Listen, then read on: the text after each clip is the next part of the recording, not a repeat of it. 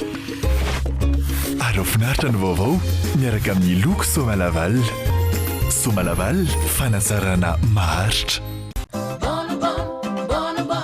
Bonobon vous présente le JT. Bonobon est un biscuit croustillant recouvert de pâte de cacahuète enrobé d'un fin chocolat. Bonobon, rempli d'émotions. Bonobon. Inspiration is refreshing how I spin it. Feno ery sy tanjaka manaraka hatramin'ny farany le JT miaraka amin'ny Dynamique. Dynamique, boisson énergisante numéro 1 à Madagascar. De l'énergie à boire. 10 taona ny ara-dalana sy ny kojakotsanany moteranao samy solobe oririka ilay fantadaza amin'ny kojakoja-piarakodia koréana sy japonais ary européenne. Tranombarotra Shamsul manolotra anao ny le JT. Les dernières actualités avec le JT et la carte Visa Mvoul. La carte Visa Mvoul, une carte internationale, sans engagement, sans compte bancaire. Le monde entier accepte Mvoul.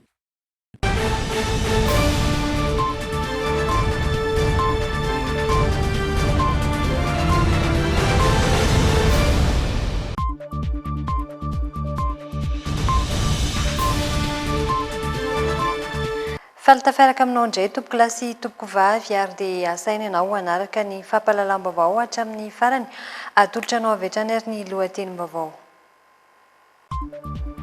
Nahemitra ho amin'ny 2 febroary avy izao ny fitsarana ireo olona 3 tazomina vonjimaika any Afrika Atsimo taorian'ny ny fahatrarana ireo volamena mitetina 3.5 kilao ny farany herinandro lasa teo no amafisin'ny fahatserana ihany koa moa fa volamena avy aty Madagasikara ireo nokasaina ondrana ireo fa tsy avy any Mali araka ny novoizina tao amin'ny fiparitaam-baovao. Mitohy hatrany ny fitsoaham-ponina any amin'ny faritra atsimo indrindra amin'ireo toerana lasibatry ny ahitany amin'izao fotoana izao anjatony ireo natory tao amin'ny tompom-piantsonana fianaratsoa omaly raha araka ny fampitaom-baovao voaray. Mbola mikatso kosa ny fampandehanan-draharaha sy ny asa rehetra eo anivon'ny kromita malagasy. Ary dia mandina ny 4.3 isanjato ny tany fahaverezan'ny asa nandritra ny valanaretina Covid-19 teto Madagasikara raha ny taritra izay navoaka ny Institut National de la Statistique na ny Instat izany ny volana novambra 2022 lasa teo.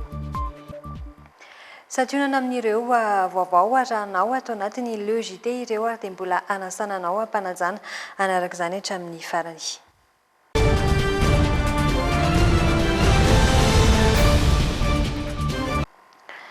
Nahemitra ho amin'ny voalohany volana febroary avy izao ny fitsarana ireo olona 3 tazomina vonjimaika any Afrika Atsimo taorian'ny fahatrarana ireo volamena izay mitetina 3.5 kilao ny farany herinandro lasa teo no mafisin'ny fahatserana ihany koa etsy andanin'izay fa volamena avy aty Madagasikara ireo nokasaina ahondrana ireo fa tsy avy any Mali araka ny vaovao izay novoizina tao anatin'ny fiparitahan'ny vaovao tsy marina. Mbola any an-toerana kosa ireo delegaziona malagasy niala teto Madagasikara omaly izay manana iraka ifampiarahana amin'ny Afrika Atsimo amin'ny ampodiana ireo volamena tratra sy ireo 3 lahy voasarinitra tamin'ity raharaha ity ary dia hoentina atao anatin'ity fanadihadiana manaraka ity ary ny andindiny izay. Androany no tokony niatrika fitsarana tao Johannesburg ireo olona 3 no tany vonjimaika taorian'ny fahatrarana ireo volamena 3.5 kilao ahemitra amin'ny 2 febroary izany raha ny vaovao farany avy any Afrika Atsimo nampitainy tale jeneraly ny fahadijeranany.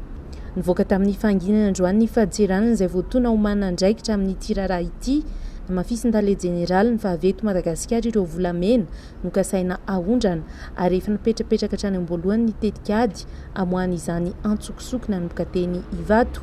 Taratasy osoka avokoa no nampiasaina talohany nahatra tehaka azy atao amin'ny seranam-piaramanidiny OR Tombo atao Johannesburg.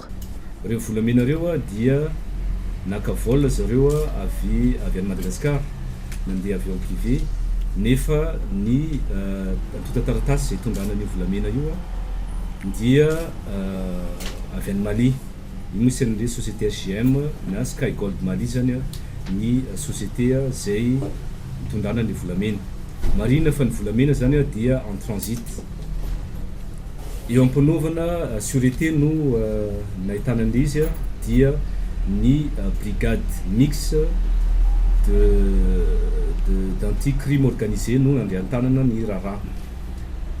major général zay moa niantso ana dia niantso taty amin'ny mpiaramiasa ty amin'ny fahajeranana dia niviana niantso an'zareo hoe effectivement nisy vol niala amin'ny 10 maraina niala ty Antananarivo apparemment nandalo Toliara dia nandeha any Afrique du Sud fa tsy nisy formalité au niveau ny douane aloha hatreto mifantatra. Dia Sky Gold Malimo mazava ho azy no tompony entana zany nanondrana ny entana. Anatin'io koa ny volamena ny voaresaka ary 73,499 grammes no lanjany soratana ny ambany ato. Ity déclaration ty tompoka dia tsy marina satria voalohany ny déclaration tany Malia dia natao traduction amin'ny teny anglisy. Ny déclaration de douane dia universelle, zany hoe ny déclaration avy any Chine na avy any Amérique latine dia misy case be dehibe anatiny ao, ary io case be dehibe io dia efa rindra ny fiombonam-be ny la douane, zany hoe ny organisation mondiale des douanes, fa ny référencement de case io mitovy daholo maneran-tany. Zay no mahatonga ny déclaration de douane tsy mila atao traduction. Sokajy ny fahadseranana ho ambony indrindra amin'ny elokana izy ireo fahefana amin'ny fanenjehana rara tahaka izao dia ny fandrana antsokosoko entana voarara sy fandikan-dalàna eo amin'ny takalo araboly ity raharaha ity. Raha ny fanazavana trano dia efa nanolotra ireo porofo rehetra mifanaraka amin'ny paikady namohan'ireo volamena ireo ny fahadseranana tahaka ny fahatapahan'ny sary eo amin'ny fotoana nanaovana ny fisavana ny entana teo am-piangana. Raha ny fenitra ampahafantarina 420 ora mialoha ihany koa ny fahajeranana raha toa misambona fiaramanidina iangy saingy tsy nisy sampandre ity sampandraraha ity. Fampidirana solika no nandalovan'ilay fiaramanidina tao Toliary ary nanambarany fahajeranana fa tsy nisy zavatra hafahafa-tsikaritra nandritra ny famohan'ny mpanamory ireo entana atao anatin'ny fiaramanidina teo amin'ny seranam-piaramanidina Toliary hatrany. Tsy ny douane zany no tompon'andraikitra amin'izay fa misy tompon'andraikitra fandaminana manokana ao amin'io amin'ilay bureau misy ny fahajeranana io mampilaza an'izay. Dia tamin'ity katy nefa tsy nisy izay. Ny antony moa zany dia tsy fantatray ny antony fa fantatra moa zany dia hoe raha nampandrenesina mialoha zany fahajeranana dia tsy maintsy mandalo formalité le ny passager zay handeha na ny équipage pilote io na ny entana na ny passager. Ka ao amin'ny aéroport ivato ao misy scanner misy an'izay rehetrarehetra tsy nampandrenesina ny ao zany dia tsy fantatra tsony zany hoe inona ny antony tsy nampandrenesina ny fahajerana fa dia mazava zany hoe misy zavatra maizina zany ho atao anatin'izay.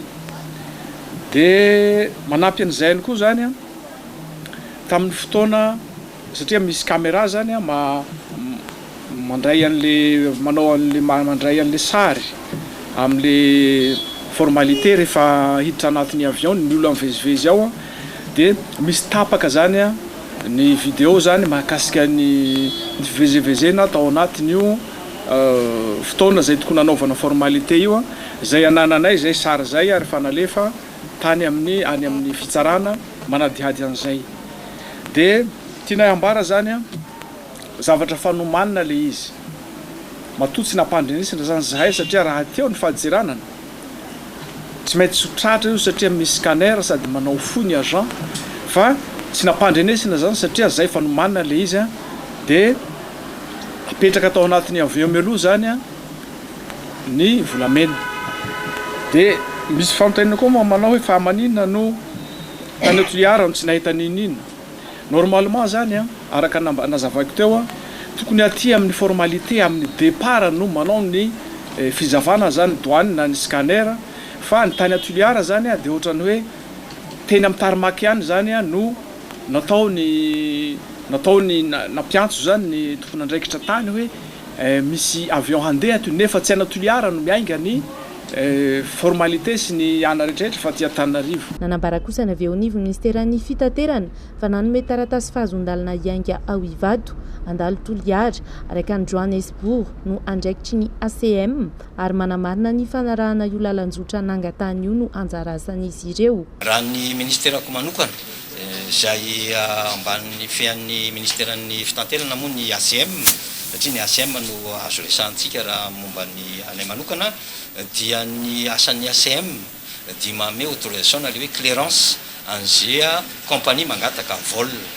dia atao anatin'io zany na zavabe fa ny STA no nangataka an'io vol io tana Toliara Johannesburg zay zany no nanontaniana dia efa namena zany ny ASM moa zany tokony andraikitra atao anatin'izany efa namea ny antosa taratasy rehetrarehetra manazava an'izay ny chronologie any iny fangatan'ny STA iny dia ny enquête zany efa nanoy ny enquête moa zany dia efa nandray fepetra ihany koa raha momba ny ASM fa mbola mitony enquête fa io angamba aleo anoy ny asany ny enquêteur sy ny ministèren'ny justice tsy mbola fantatra loatra eto na misy fifandraisany tamin'ny fahatongavan'ireo délégationna malagasy any Afrika Atsimo andresy lahatra ny fampidin'ireo volamena sy tsarana antanindrazana ary olatra tehaka tao Johannesburg ny fanamorana ny fitsarana tokony atao androany fandroany zao na emitra ity fitsarana ny raharaha mifantoka amin'ireo varotra antsokosoko sy famotsim-bola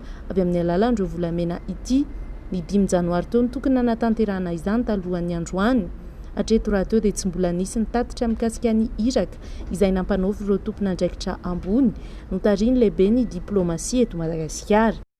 Fa mitohatra ny fitsoan'ny mponina ny faritra Atsimo indrindra amin'ireo toerana izay lasibatry ny haitany anjatony ireo natory tao amin'ny tobim-piantsonana ny Fianarantsoa Omaly raha araka ny fampitam-baovao efa nidina any an-toerana ny eo anivon'ny ministeran'ny mponina amin'izao fotoana izao mikasa hiazo ny renivohitra sy ny tapany avaratra moa izy ireo raha araka ny fanazavana voaray hatrany toerana izay heverin'ireo mpifindra monina avy any Ambovombe sy Amboasary Atsimo fa anorenina fiainana vaovao lavitry ny kere efa nisy andiany nandalo teto Antananarivo androany maraina saingy ny tsy nijanona fa nanohy ny dimo izy ireo raha araka ny fanazavana voaray ny mpanao gazetinay teny an-toerana raha tsika ato anatin'ity fanadiadiana manaraka ity.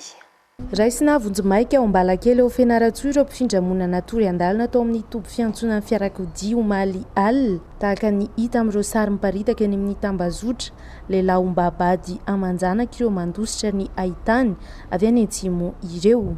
Izay hoe natory teo amin'ny stationnement io ireo olona ireo efa anjatony maro raha ny fantatra moa zany dia mahatratratra any amin'ny 500 ireo olona ireo fa ny zava-misy zany dia olona avy any Atsimo izy ireo misy miana vara misy miana andrefana dia noho ny zava-misy moa satria tena samy lalao izay ezaka ny taona ny olona tsotra ary ny Croix Rouge ihany koa dia tonga teo satria ireo olona ireo zany dia maro amin'izy ireo no milaza fa mivarotra tanin-drazana mivarotra omby mba natao ny fisarovitra zany satria ankoatra hoe tsy misy rano zany dia ny tany tokony hoe ambolen'izy ireo dia difotry ny fasika ihany koa tratran'ilay tiomena zany.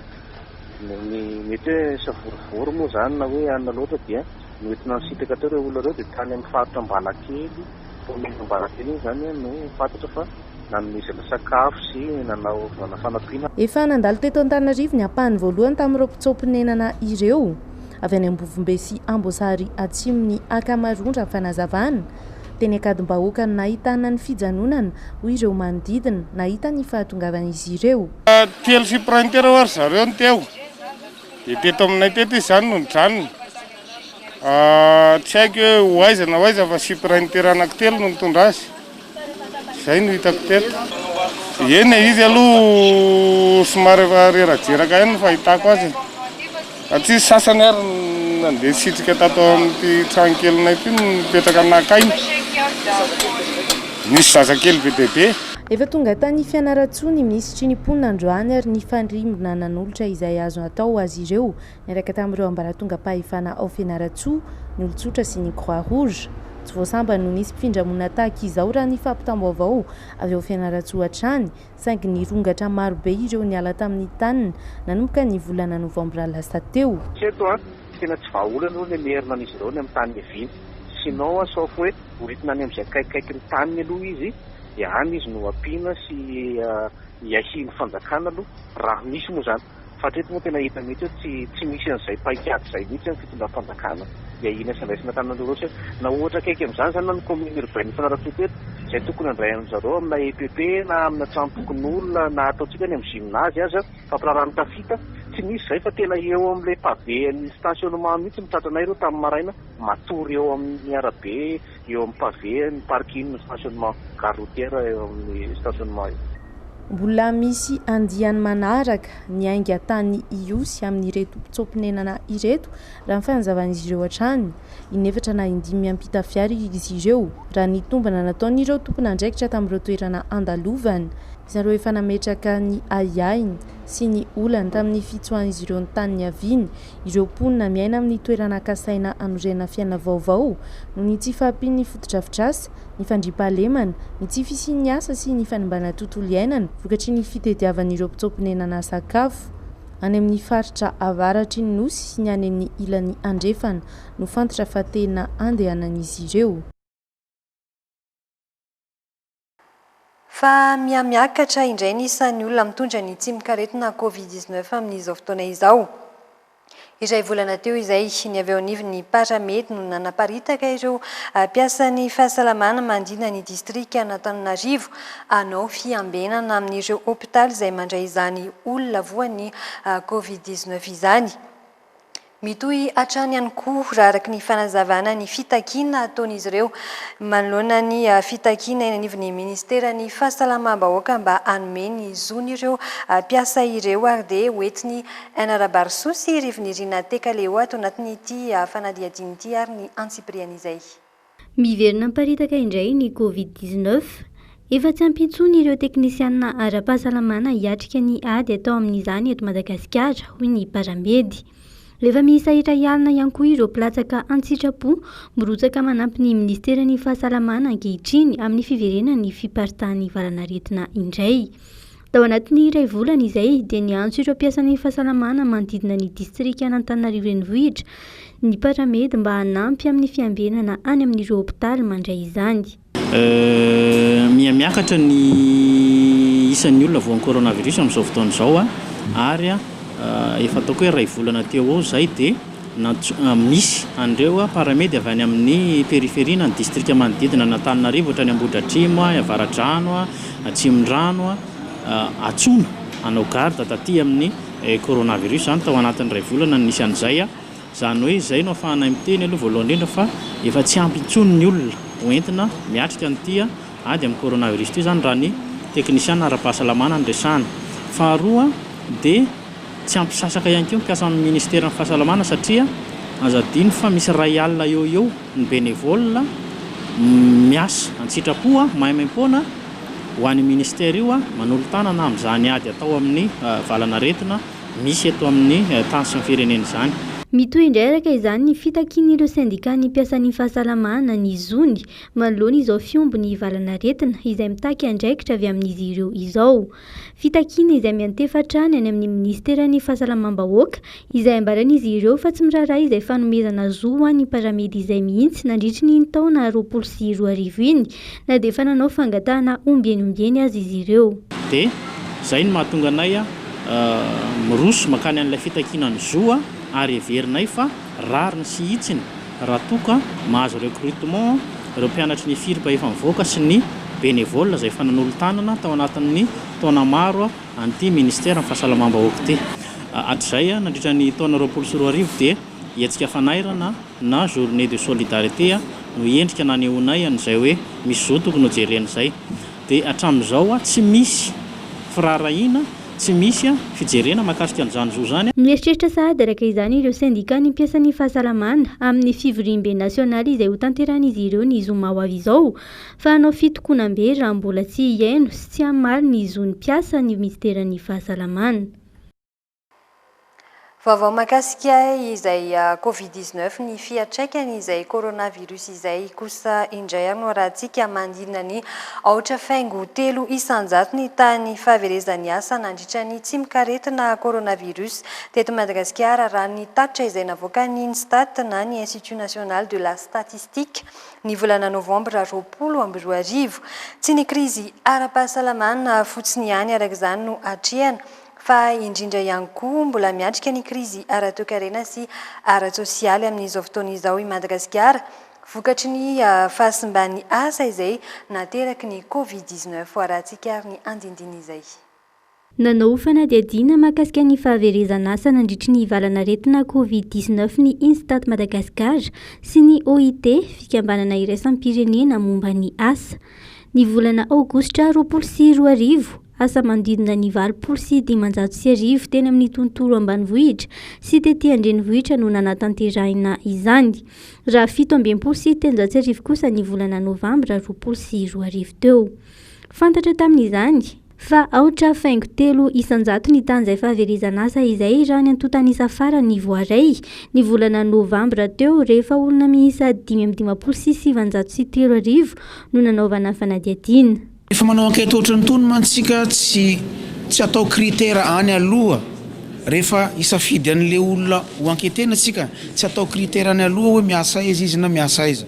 L'échantillon aloha safidina de rehefa avy eo amizay hoe olona miasa aiza no very kokoa ny asany raha ampitahina amin'ny olona miasa amin'ny domaine aiza. Hitatsika zao izy teo fa ny olona niasa atao amin'ny secteur primaire aloha ny tena hoe épargné izy satria tsy de tena voakasika loatra ny restriction. Par contre ny olona niasa amin'ny secteur formel amin'ny ankapobeny no tena hoe nahitana an'izay impact lalina zay satria reny le tena tsy maintsy nanaraka an'le restriction zay ny imposeny les mesures sanitaires. Zay zany ny azo tenenina ny branche d'activité indray moa de efa hitatsika tamin'ny résultat teo koa fa ny resaka hôtel hébergement sy ny inona moa ny azo tenenantsika azy teo reny zany no tena ny lalina tokokoa no impact an'le crise. Zany tsy midika hoe tsy vono sasany fa vo daholo izy rehetrarehetra fa mba nampitahana zany mba hafahana mamantatra hoe rehefa mandray décision zany de hoe aiza kokoa no mila jerena akaiky raha ampitahana amin'ny secteur aiza. Zay zany ny objectif ny le fanadihadiana ohatrany tony satria samy misy impact daholo izy rehetra fa mba hafahana zany mijery ny priorité zay namantarana azy hoe secteur inona no vo kokoa raha ampitahana amin'ny secteur inona. Tsy ny krizy ara-pahasalamana ihany araka izany no niainan'ny malagasy rehetra tamin'ny fiatrehana ny coronavirus, fa indrindra ihany koa ny mbola fiatrehana ny krizy ara-ekonomika sy ara-tsosialy tsy maintsy iainana amin'izao fotoana izao. Fangatany OIT ny fanamafisana ny fahaiza-mitantana ataon'ny fitondram-panjakana manoloana ity tsy mikaretina ity sy ny fiainam-pirenena mba tsy hampirongatra indray ireo very asa amin'ny ity taona vaovao ity.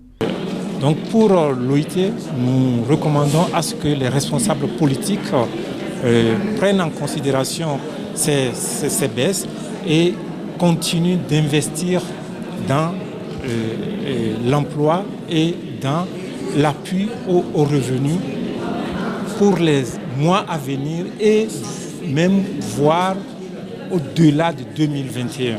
Et nous recommandons que le gouvernement s'appuie sur une approche centrée sur l'humain. Donc il y aura 4 défis fondamentaux à relever.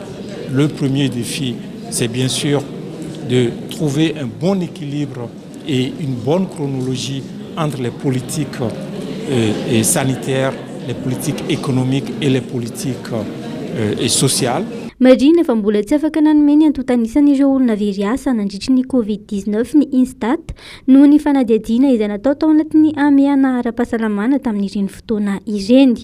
Voafetra avokoa araka izany ny fanadihadiana izay natao ka tsy nahafahana nanome izay antotanisa izay. Fa mbola mikatso ny fampandehanan-draharaha sy ny asa rehetra eo anivon'ny kromita malagasy mitohy hatrany ny fitokonana ataon'ireo mpiasa tsy mankasitraka ny fomba fitantanana ny tale jeneraly amin'izao fotoana izao ity faran'izay nilaza androany fa manana zo hitokona ny mpiasa saingy idiran'ny politika kosa ny tsy idiran'ny politika kosa ny fitakiana ataon'ireo ampahana mpiasa ao amin'ny kromar dia ho arahantsika manaraka izao ary ny antsipriany izay. Sora-baventy roa samihafa no mipetraka manoloana ny foibe ny orinasa kromita malagasy etsy Ampefloa. Ny ankamaroan'izy ireo izay miantso ny flo hijery akaiky ny fomba famana ny olon'ireo mpiasa izay mitokana mitaky ny karamany. Etsy ankilany kosa ny an'ireo andiana mpiasa 320 mampahafantatra fa tsy mitokony izy ireo ary miandry ampitoniana ny fandraisana ny asany. Arak'izao dia rafitra fifamaliana teo amin'ireo vondrana mpiasa tsy mitovy hevitra ireo.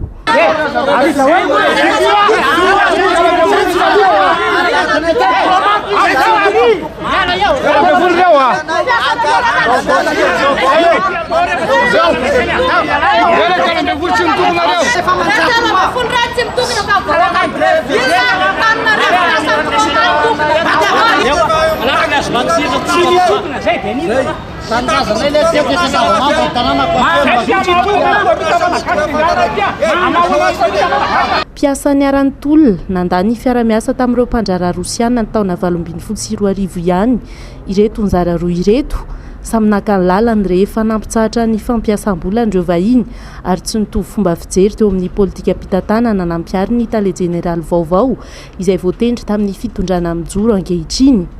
Ho an'ny tompona andraikitra voalohany Kromita Malagasy hijabahan'ny politika ny fitakiana ataondreo ampahana piasa mitaky ny fanesorana azy amin'ny toerany. Isika tsy tokony mihitsy ampifangaro ny politika sy ny orinasa-panjakana. Orinasa-panjakana tsy amin'ny piasa fa ny fanjakana.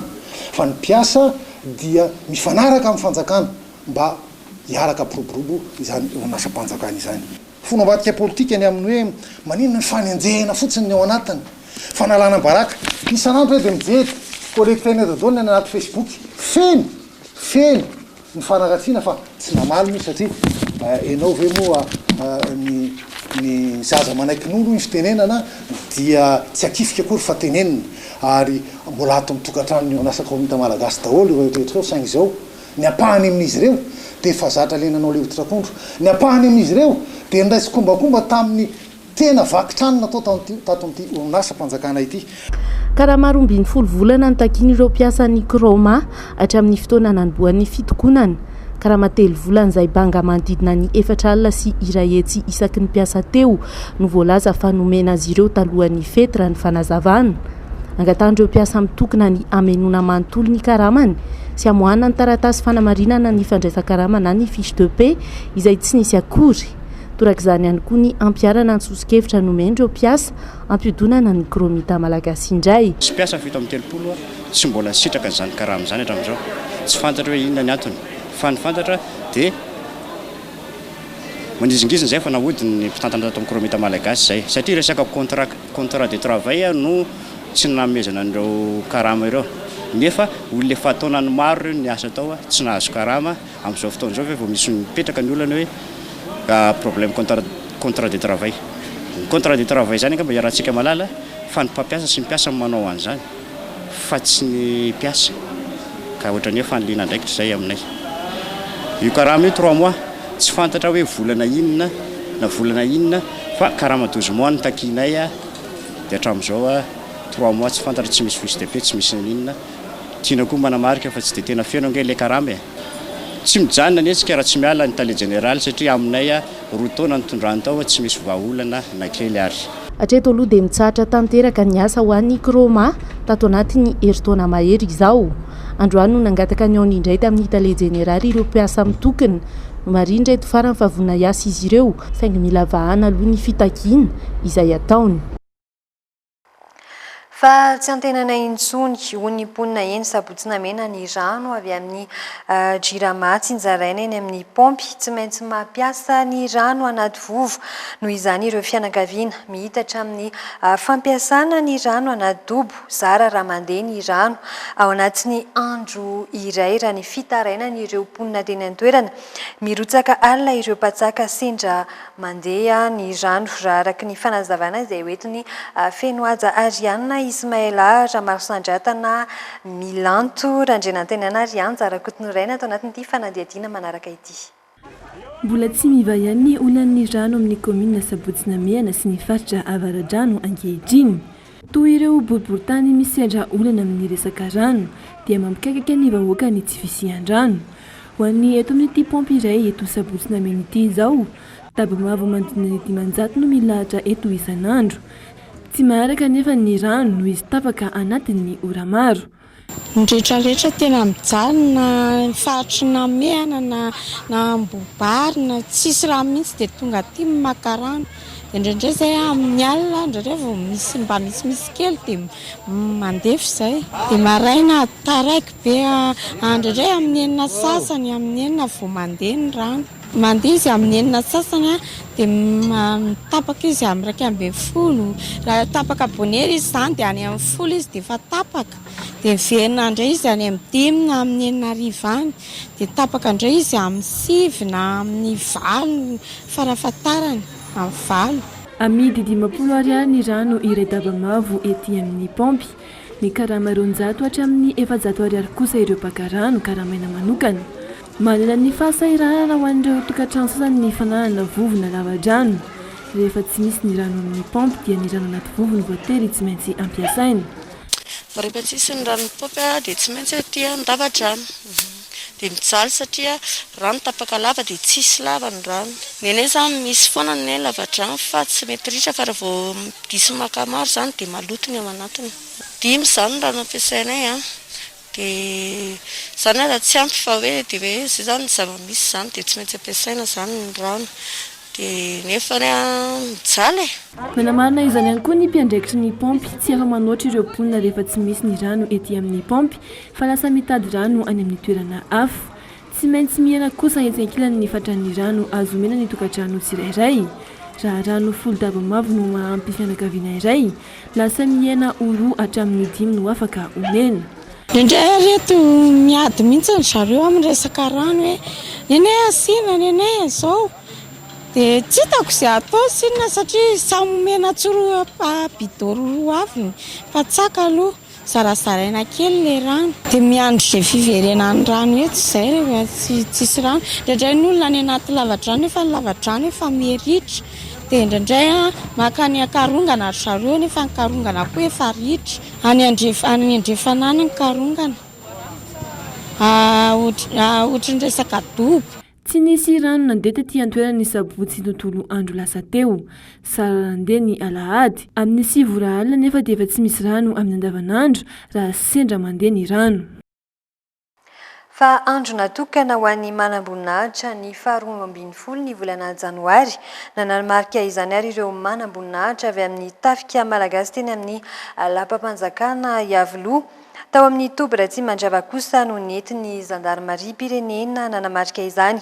Natao tamin'ny fomba tsotra ny fankalazana ho an'ny folo alindahy malagasy no ny fahalasan'ny lehibe ny tamazor ny tafika anabakabaka ary dia hoentin'ny feno aja arianina sy anjarakotonoray ny andindiny izay vaovao izay. Teo anivon'ny foiben'ny vondrona piaro ny filoha teo amin'ny lapam-panjakana no nentin'ny filoha-alindana namarika ny andron'ny manam-boninahitra androany. Notarian'ny filohampirenena filoha fanatampon'ny filoha-alindahy sy ny ministry ny fiarovam-pirenena ny général de corps d'armée Rakotonirina Richard. Nentina nanamarika ity androany ity ny lalao ara-panatanjahantena sy ny fiaraha-misakafo.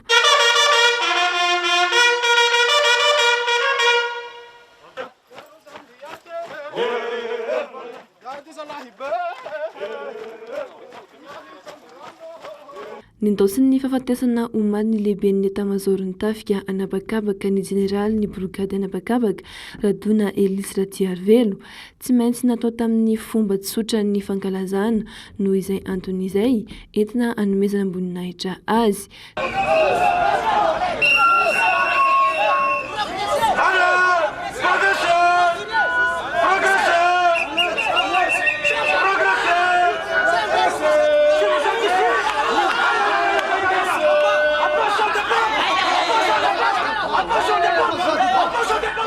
Ny Tobira tsy mandrava kosa nentin'ireo manam-boninahitra avy amin'ny zandarmaria pirenena nanamarika ity andron'ny 12 janoary ity fotoana ahafahana miheno ny etaetan'ireo zandry eo ambanin'ny fifezan'ny manam-boninahitra raha teo ny androany.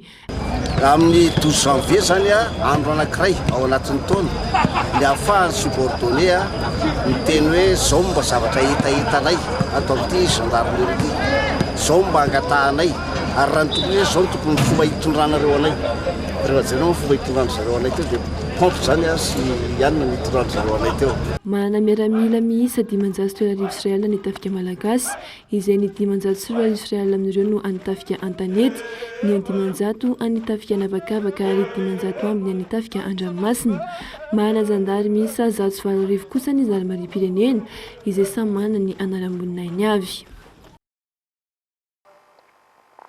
fa misaona ny eo anivony folo alin-da amin'izao fotoana izao laviny aretina izay voalaza nahazo azy ny jeneraly Radona Elisa Ratiarivelo lehibe ny etamajor ny tafika anabakabaka teny amin'ny hôpitaly miaramila Soavinandriana izy no namony ainy omaly atoandro raha araka ny fanazavana voaray. Ny jeneraly Radona Elisa Ratiarivelo izay efa avy commande ny base aéronavale Ivato ny fafito ny volana aprily 2022 lasa teo izy no nanao fifamindram-pibaikona teny Avaradoa nomena azy kosa ny taratasy mpibaikona amin'izao andraikin'izao tamin'ny faha 20 ny volana aprily 2022 efa maro moa no andraikitra no sahany talohan'izao amina lehibe ny etamajor ny tafika anabakabaka azy izao.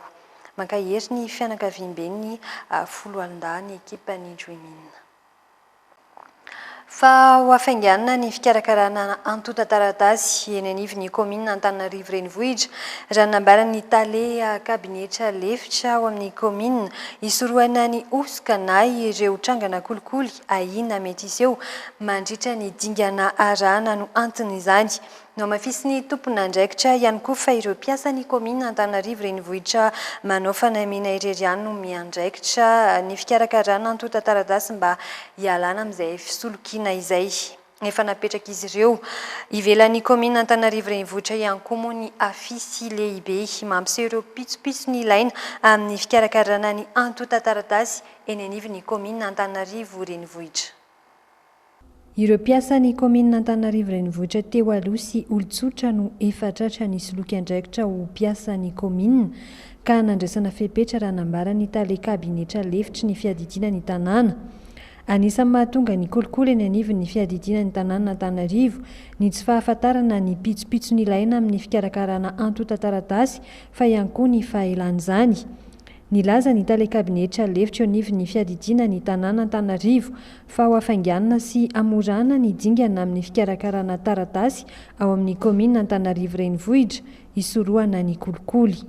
Izany no antony mbola nanamafisana sy namoahana naoty vaovao indray ao amin'ny mpiara-miasa rehetrarehetra indrindra fampafantarana ireo vahoaka sy ireo olona rehetrarehetra voakasika amin'ny fikarakarana taratasy eto anivon'ny komina mba hitandrina tsara satria tsy kely lalana ny ratsy ary fantatsika fa ao anatin'ny ezaka fanatsarana, fanadiovana, famerenana ny ara-dalàna ny ben'ny tanàna ankehitriny izay efa ezaka natao izay heritaona ary mbola mitohy amin'ity taona ity.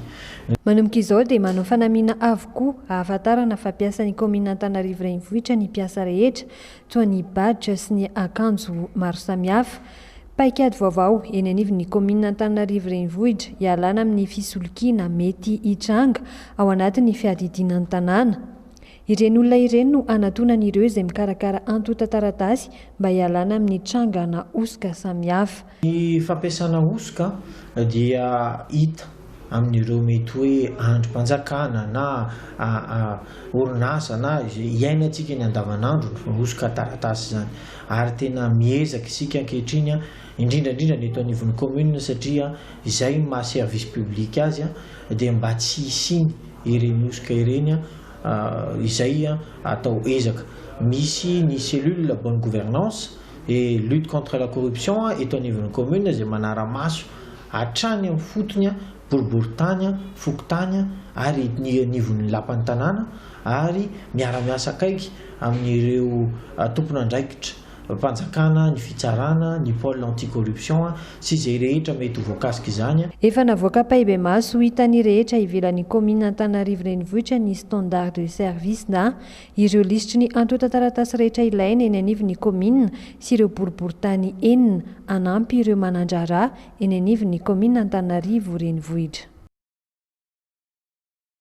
Izao kosa indray aritsika dia anaraka fanadihadiana dokam-barotra.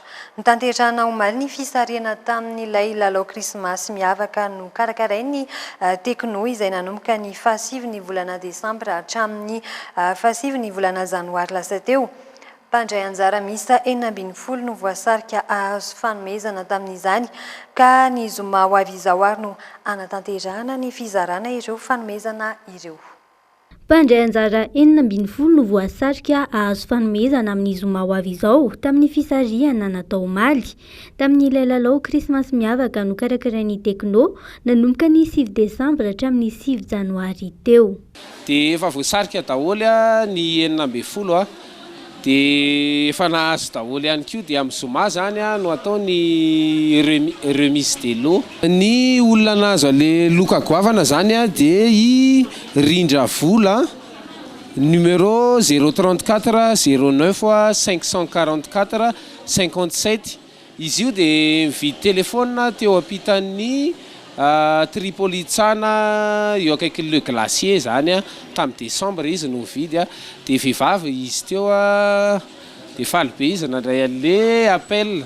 Mbola mitoetra araka izany ny fanomezana fahafaham-po atolotry ny tekno ho an'ireo mpanjifa amin'ny alalan'ireo entana vaovao ao amin'izy ireo. Ny tolotra manaraka ho ataon'ireo mpanjifa zany dia telefônina ihany, misy ny Spark 5 Pro tonga amin'izao fotoana dia mahazo carte mémoire 32 giga zay mividy anazy. Dia ny vidiny moa dia amin'ny sarany mora toy ny ataon'ny tekno isaky ny misy promotion. Amin'ny zoma ho avy izao izany no fotoana izarana ireo fanomezana ireo izay atao eny amin'ny tekno Analakely ampitan'ny firaisana voalohany ihany manomboka amin'ny 3 ora tolakandro.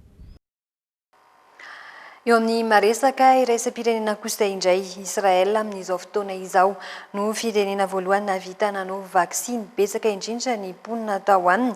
Mahatratra any amin'ny iray tapitrisa mahery ireo nanaiky nanao izany hatramin'ny siny tsy mikaretina dia hita ihany koa fa nahitam-bokany izay fanaovam-baksiny izay satria dia nihena nitahan'ireo olona voan'ny Covid-19 ho arahantsika ary ny andindiny izay vaovao izay. Ho vita vaksiny avokoa ny mponina ao Israel amin'ny volana marsa ho avy izao, hoy ny gouvernemanta israeliana. Ity firenena ity izay mihazakazaka amin'izao fotoana izao amin'ny fanaovam-baksiny. Antapitrisa mahery ireo olona efa nahavita izany hatramin'ny nanafarana ny vaksiny novokarin'ny Pfizer-BioNTech. Iverina hihiboka kosa nefa izy ireo amin'ny faran'ity volana desambra ity ahitana ny vokany. Efa hita sahady anefa fa nisy vokany izay vaksiny izay tao Israel satria nihena ny olona voan'ny Covid-19. Manampy izany ireo fanajana ny fepetra-sakana rehetra. Tsy mbola nahatratra ny isa enjehana amin'ny fanaovam-baksiny kosa Eropa atahorana amin'izao fotoana izao ny fisian'ilay tsy mikaretina vaovao avy amin'ny Covid-19 hatrany izay miparitaka any amin'ireo firenen-kafa. Miakatra hatrany ny isan'ny olona namony ainy any amin'ireo firenena sasany toa ny Allemagne, mahatratra 4 alina ireo maty ao anatin'ny 420 ora, tsy ampy intsony ny fanajana ny sakana. Tsy hoe akory manaja ireo fepetra-sakana isika dia ilamina ary tsy hisy ny tsy mikaretina. Manampy ihany koa ireo fepetra ireo saingy tsy hay hoe hatraiza izany noho ny fisian'ilay tsy mikaretina vaovao indray. Samy niezaka nanenjana ny fepetra-sakana ny firenena ao Eropa, i Frantsa izay mbola nanitatra ny couvre-feu mandrapavita ny vaksiny ireo marevo, i Royaume-Uni izay mahatratratra ny amin'ny 9 alina ireo tranga vaovao tao anatin'ny 420 ora. Efa miatrika sahady ilay fiforoana ny tsy mikaretina vaovao avy amin'ny Covid-19 i Japon sy Angleterre, anisany manampitrotraka amin'ny fanaovana fitiliana ireo marary izany. Tsy mbola namoaka vaovao mahakasika ny mombamomba io tsy mikaretina vaovao io kosa ny laboratoara any ivelany. Omenanao indray ary ny vinavina ho mety toetry ny andro any Rapitso. Any amin'ny faritry Diana sy Sava afana ny andro satria dia ho tonga hatrany amin'ny 13 degré Celsius ny maripana farany ambany raha toa ka 13 degré Celsius ny maripana farany ambony any Diana. Sava dia tsy fanalavitra amin'izay satria dia 13 degré Celsius ny maripana farany ambony.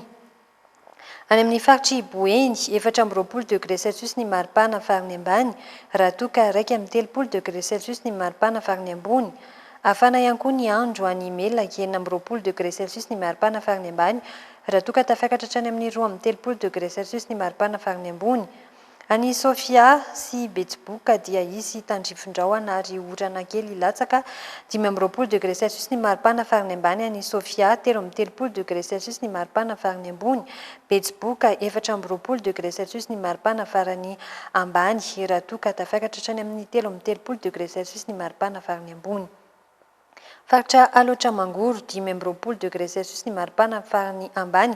Afana ny andro satria dia ho tafakatra hatrany amin'ny 3 degré Celsius ny maripana farany ambony. Sy fanalavitra amin'izay koa ny any Analanjorofo 4 degré Celsius ny maripana farany ambany. Raha toa ka tafakatra hatrany amin'ny 3 degré Celsius ny maripana farany ambony. Antsinanana 3 degré Celsius ny maripana farany ambany. Raha toa ka tafakatra hatrany amin'ny 3 degré Celsius ny maripana farany ambony. Faritra Ibongilava 5 degré Celsius ny maripana farany ambany. Raha toa ka tafakatra hatrany amin'ny 3 degré Celsius ny maripana farany ambony. Latsaka kely amin'izay ny eo amin'ny faritra Itasy satria dia 8 degré Celsius ny maripana farany ambany. Raha toa ka 3 degré Celsius ny maripana farany ambony. Latsaka kely ihany koa hitovy amin'izay Itasy izay ihany eto Analamanga 8 degré Celsius ny maripana farany ambany. Raha toa ka 3 degré Celsius ny maripana farany ambony. Vakana karatra kosa indray 9 degré Celsius ny maripana farany ambany. Raha toa ka tafakatra hatrany amin'ny 8 degré Celsius ny maripana farany ambony. Amin'ny faritry Amorimany 4 degré Celsius ny maripana farany ambany. Afana ny andro satria dia ho tafakatra hatrany amin'ny 3 degré Celsius ny maripana farany ambony. Mahatsiatra ambony kosa indray dia 17 degré Celsius ny maripana farany ambany. Ho tafakatra hatrany amin'ny 8 degré Celsius ny maripana farany ambony. Iorombe 17 degré Celsius ny maripana farany ambany. Raha toa ka tafakatra hatrany amin'ny 3 degré Celsius ny maripana farany ambony. Vadivavy Vonany 13 degré Celsius ny maripana farany ambany. Raha toa ka tafakatra hatrany amin'ny 3 degré Celsius ny maripana farany ambony. Atsimo Antsinanana 12 degré Celsius ny maripana farany ambany. Raha toa ka 18 degré Celsius ny maripana farany ambony. Amin'ny faritry Menabe Ibalika ny masoandro 14 degré Celsius ny maripana farany ambany. Raha toa ka tafakatra hatrany amin'ny 4 degré Celsius ny maripana farany ambony. Ny maripana ihany koa ny amin'ny faritra Atsimo Andrefana dia tsy fanalavitra amin'izay satria dia 14 degré Celsius ny maripana farany ambany. Raha toa ka tafakatra hatrany amin'ny 13 degré Celsius ny maripana farany ambony. Any amin'ny faritry Androy 15 degré Celsius ny maripana farany ambany. Raha toa ka tafakatra hatrany amin'ny 18 ny maripana farany ambony. Gaigaina ny andro any Androy. Any Anosy kosa indray tsy fanalavitra amin'izay satria dia eo amin'ny 14 degré Celsius ny maripana farany ambany. Raha toa ka tafakatra hatrany amin'ny 14 degré Celsius ny maripana farany ambony. Dia izay indray ary no masaka azona tolotra tompoko lasy tompoko vavy ankasitrahana ianao. Nanaraka izany hatramin'ny farany manome fotoananao any raha pitso indray veloma tompoko.